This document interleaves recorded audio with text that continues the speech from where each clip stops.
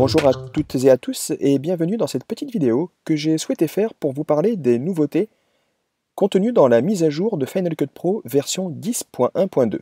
Avant de commencer, il faudra mettre à jour les bibliothèques que vous avez créées dans d'autres versions plus anciennes de Final Cut Pro 10.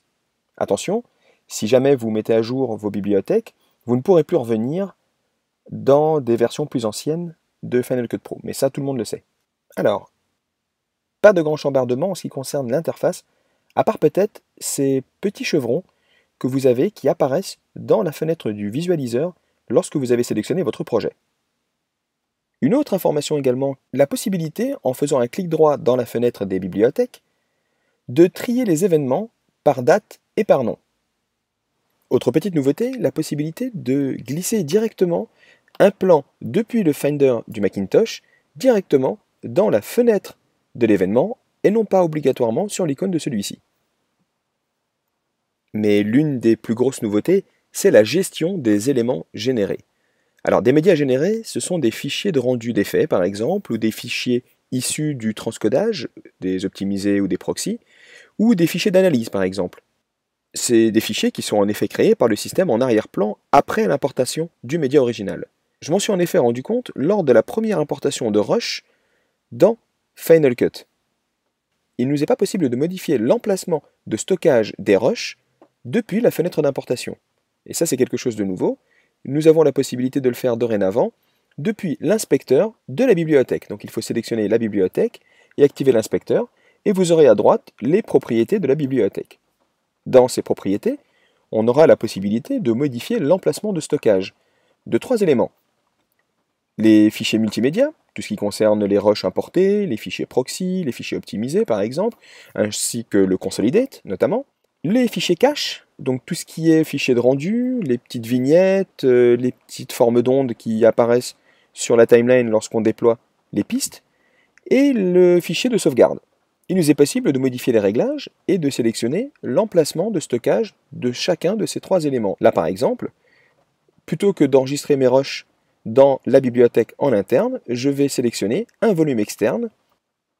Pareil pour le fichier cache, donc tout ce qui concerne les formes d'ondes, etc. Et les fichiers de sauvegarde, plutôt que de les laisser dans le disque interne Final Cut Pro Backups, je vais les enregistrer dans le dossier Consolidate, qui est mon volume externe. Voilà. On a la possibilité maintenant de bien vérifier à droite ici que tous les fichiers sont effectivement enregistrés dans ce volume externe. Je vais importer mes rushs. Voilà, je sélectionne l'intégralité des rushs ici. Et là, on s'aperçoit effectivement que l'emplacement de stockage a bien changé. Une autre information également qui est intéressante dans ce nouveau Final Cut, c'est l'ajout d'une fonction à partir des tags du Finder. Donc tout simplement, Final Cut est capable de reconnaître les tags que vous avez appliqués, ici chez moi en vert et certaines en rouge ici, et de le glisser dans une collection de mots-clés.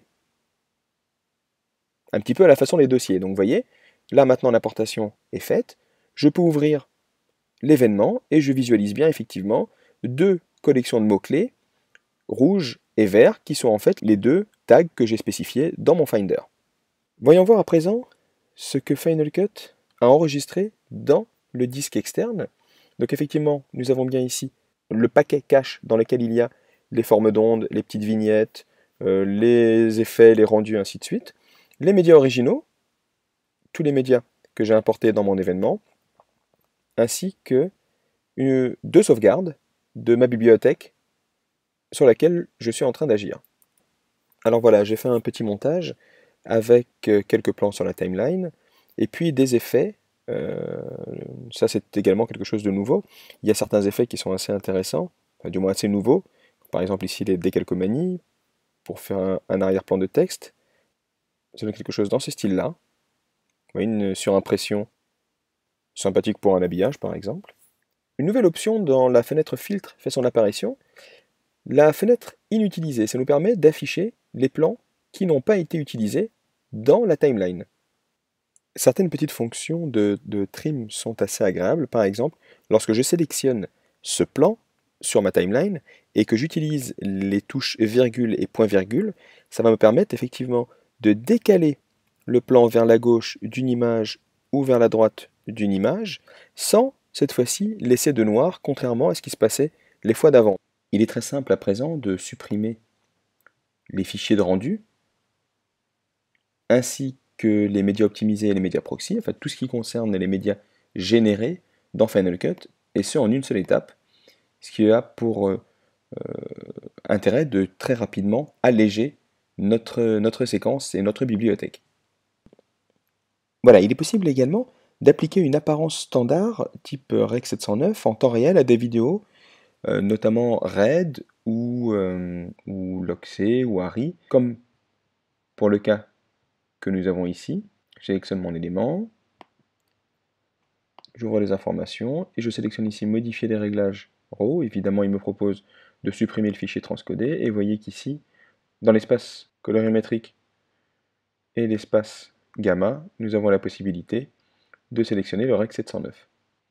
Voilà, j'espère que cette vidéo vous a aidé, sachant qu'il y a énormément d'autres nouveautés dans ce Final Cut, notamment le partage vidéo 4K sur Vimeo, l'affichage des métadonnées dans l'inspecteur lors de la sélection d'une bibliothèque, l'amélioration de la vitesse et la précision pour la synchronisation des plans.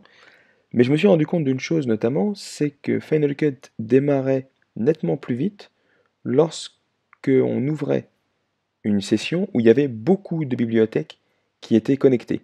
Donc ça c'est quelque chose qui est très pratique, notamment lorsqu'on est connecté à un serveur par exemple, ou lorsqu'on a plein de bibliothèques qui sont ouvertes simultanément, comme ça peut arriver dans des écoles ou comme ça peut arriver dans certaines structures. Voilà. Merci d'avoir suivi cette vidéo et à très vite.